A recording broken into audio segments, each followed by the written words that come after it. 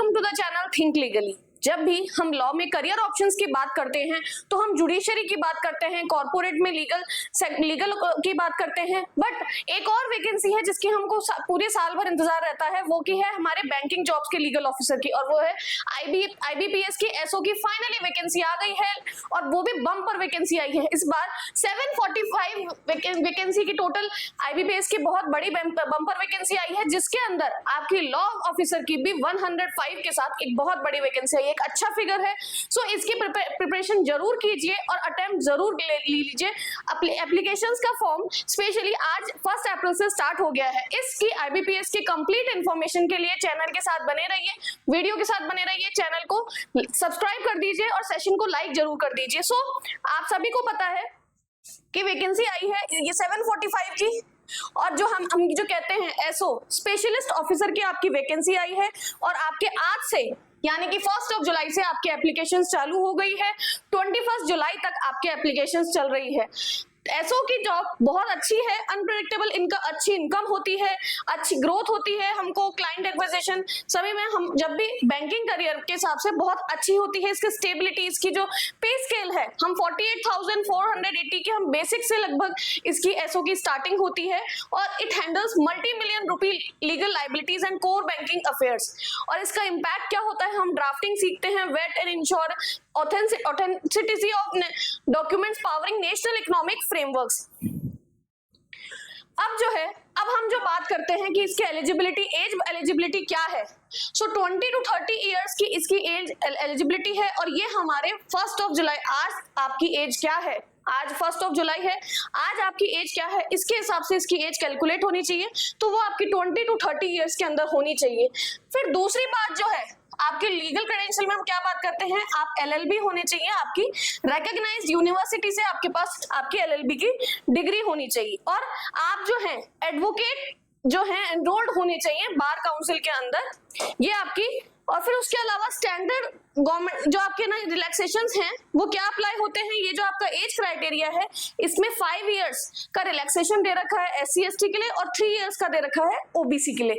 ये तो हो गया आपका एज क्राइटेरिया। कंप्लीट इंफॉर्मेशन हम इस वीडियो में देखेंगे, सो आप वीडियो के साथ जरूर बने रहिए। टोटल 105 वैकेंसीज आई है हमारी लॉ ऑफिसर्स की। सेंट्रल बैंक ऑफ इंडिया ने 30 सीट्स की वैकेंसी दी है, कैनेडा बैंक ने 30 सीट्स, और आपके PNB पंजाब नेशनल बैंक ने 25 सीट्स की दी है, और इस तरीके से आपके पूरा चार्ट है।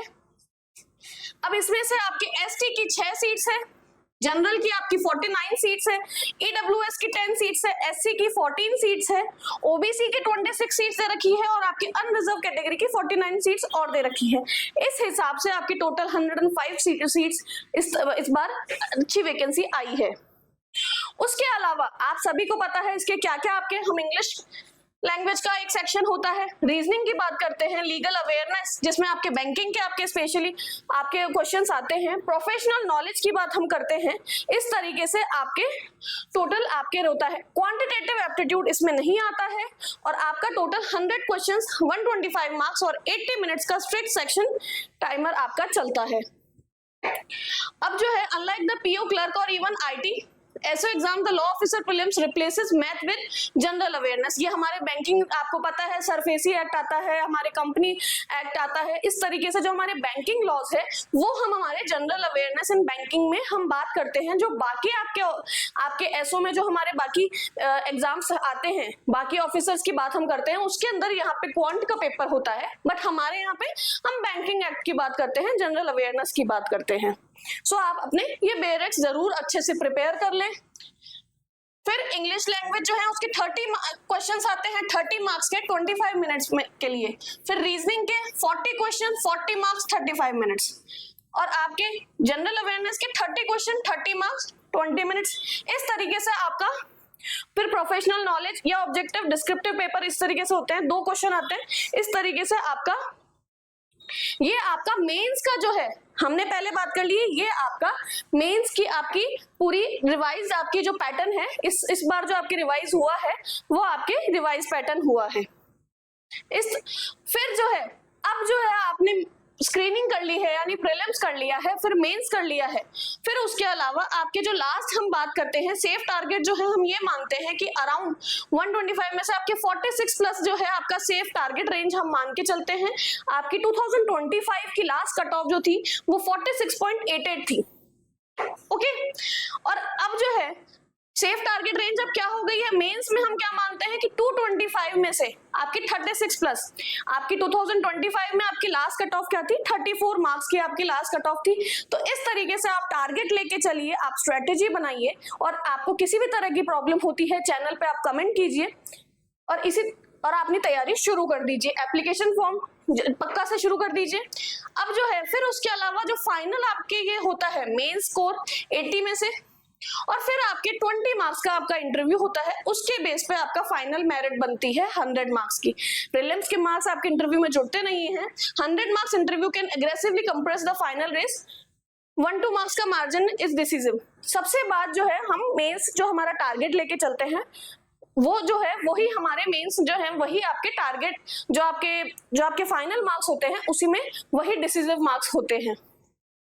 नॉर्मली जो आपकी expected cut off out of 100 चलती है, जो आपकी जनरल की है वो 70 to 78 चलती है आपके 100 में से, और फिर EWS की 68 to 75 के बीच में चलती है, OBC की 64 से 71 के बीच में चलती है, 58 to 66 आपके SC के लिए चलती है, और आपके 52 से 60 आपके अप्रॉक्स ST के लिए चलती है। सो टारगेट के साथ पढ़ाई करना एक बहुत अच्छी बात है। आपको पता होनी चाहिए कि आपको कितने सेफ स्कोर में आप लेके चलते हैं। मॉक टेस्ट दीजिए, प्रिपरेशन शुरू कर दीजिए, और जितने ज्यादा आप टेस्ट देते जाएंगे आप पॉलिश होते जाएंगे, आपकी प्रिपरेशन का आपको पता चलता जाएगा, और अपने सेफ स्कोर में आप चेक कीजिए, उससे ज्यादा अभी जो कट ऑफ चल रही है उससे ज्यादा लाने की कोशिश कीजिए, और इसी हिसाब से आप कर लीजिए। यह आपको पता है कि आपके बेसिक पे की हमने बात करी, लगभग आपके 48,480 आपके लगभग बेसिक पे होती है, बट अराउंड आपके अर्बन या रूरल पोस्टिंग के हिसाब से आपके इन हैंड क्या सैलरी क्या आती है, 55,000 to 60,000 पर मंथ की सैलरी आती है, एक बहुत अच्छी सैलरी है। उसके अलावा आपके पर्क्स क्या क्या हैं, हाउस रेंट अलाउंस मिलता है, DA मिलता है, आपके सिटी कंपनसेटरी अलाउंस मिलता है, आपके LDA मिलता है, मेडिकल एंड लीज अलाउंसेस मिलता है, बहुत सारे फायदे हैं। सो अब जो है आपका एंट्री पॉइंट है, आपको इसके लिए तैयारी करनी है, फिर उसके हिसाब से आपको इसके हिसाब से बहुत सारी, इसका सिर्फ ये नहीं है, इसकी ग्रोथ बहुत अच्छी है इस एग्जाम की। आप एक बार स्पेशलिस्ट ऑफिसर बनते हैं, बट इसके साथ साथ आप देखिए इसकी ग्रोथ बहुत अच्छी है। सो आप ये मत सोचिए कि ये सिर्फ 60,000, लेकिन इसके आप तैयारी करेंगे, आप टारगेट हमारा लाइफ का ये होना चाहिए कि एक दिन मैं अपने बैंक का जनरल मैनेजर बन जाऊं। टारगेट बढ़ा लेंगे तो आप आसानी से अपने ड्रीम्स को भी उसी हिसाब से अचीव करेंगे। अब जो है हमारी जो रजिस्ट्रेशन फीस की बात हम करते हैं, आपका जो है जुलाई 1 से जुलाई 21 आपके एप्लीकेशन फॉर्म्स की ना आपकी डेट है। रजिस्ट्रेशन फीस जो है आपकी पेमेंट 850 जनरल की है, और 175 आपके बाकी कैटेगरीज के लिए है। अगस्त 29 पे आपके प्रिलिमिनरी एग्जाम्स की डेट फाइनल दे रखी है, और नवंबर 1 को आपके मेंस का एग्जाम दे रखा है, और नवंबर या दिसंबर में फिर आपके लास्ट में जाके नवंबर एंड में या दिसंबर में आपके इंटरव्यू का दे रखा है। फिर जो फाइनल क्या होता है, verify documents, register eight ibps.in and begin professional knowledge preparation immediately.